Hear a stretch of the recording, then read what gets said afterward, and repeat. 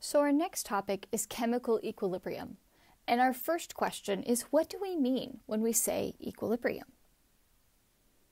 So at the beginning of the class, we started talking about kinetics, and we said that kinetics would tell us how fast a reaction will go. We also said that thermodynamics is going to tell us which direction the reaction is going to go. Equilibrium is going to tell us how much product will be produced by the end of the reaction. So starting with this question, if this reaction starts at a total pressure of 100 atmospheres and goes to completion, what should be the final pressure? So if we start with 100 atmospheres, we're assuming that those 100 atmospheres are in the stoichiometric ratio of N2 and H2. And so we have 4 mole equivalents of gas on the reactant side. When we go to the product side, we only have 2 moles of ammonia. So we would expect by the ideal gas law for that pressure to decrease to 50 atmospheres. Since we go from 4 moles of gas to 2 moles of gas, we would expect our sample of 100 atmospheres to become 50 atmospheres.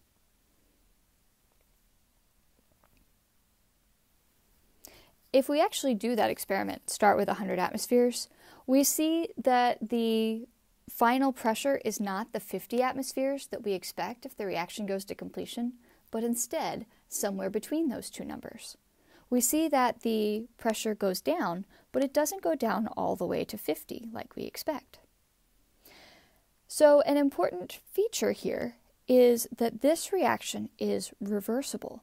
N2 and H2 can form NH3, but NH3 can also react to form N2 and H2. And we represent that with these double-headed arrows showing that the reaction is reversible. So here's another system where we have SO2 and O2 become SO3. And we see in these two figures that we end up with the same final concentrations in both cases. On the left side, we start with concentrations of S2 and O2, which are the reactants. So we start with all reactants and no products. And we see that over time, the reactant concentrations decrease and the product SO3 concentration increases until they all level off and stop changing. So what happens is after some particular time, the concentration of each of those components no longer changes. In the same way, on the right side, we can see that we start with all products. And the product concentration decreases, the reactant concentrations increase until we end up in the same spot at the end, the same equilibrium. So we see that those amounts end up being equivalent at equilibrium. So what we want to take from this graph is that we can produce the products from the reactants, or we can produce reactants from the products, and that no matter which direction we approach equilibrium, we're going to end in the same ratio of products and reactants.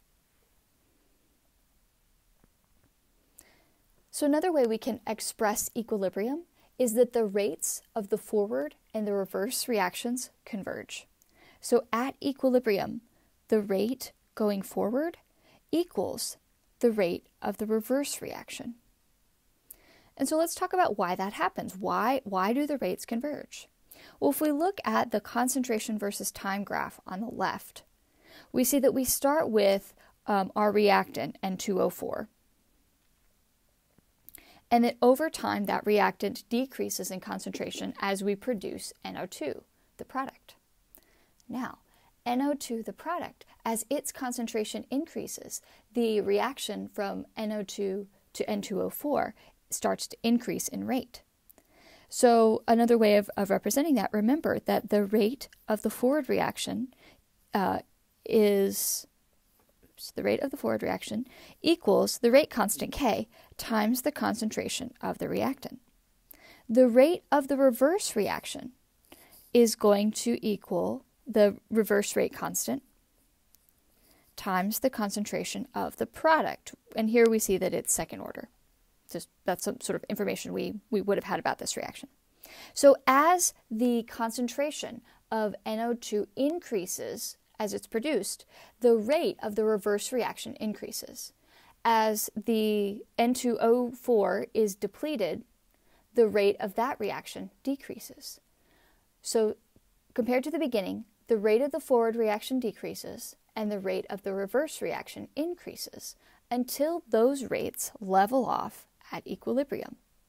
And at equilibrium, the reaction is still happening, but it's happening in the forward direction and the reverse direction at the same speed.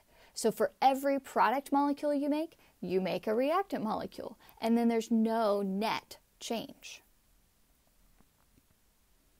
So here we're defining chemical equilibrium as the state that is reached by our reaction when the concentrations of the reactants and the products no longer change. We say that equilibrium is dynamic, which means that the reaction has not stopped, but instead it continues, but at equal rates forward and reverse. And we said that equilibrium is defined as the point when the rate of forming products equals the rate of forming reactants.